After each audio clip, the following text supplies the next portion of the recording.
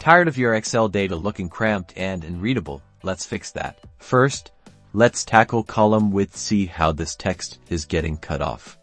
To widen a column, hover your mouse over the line separating the column letters at the top of the sheet.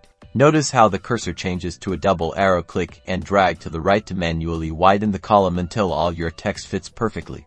Alternatively, for a precise fit, double-click on that same column divider line. Excel will automatically adjust the width to fit the widest content in that column.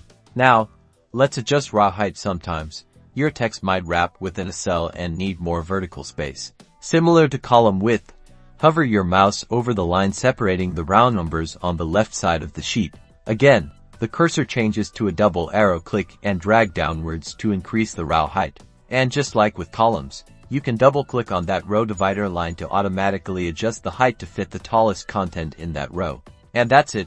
Now you know how to adjust column width and row height in Excel, ensuring your data is always displayed clearly and attractively.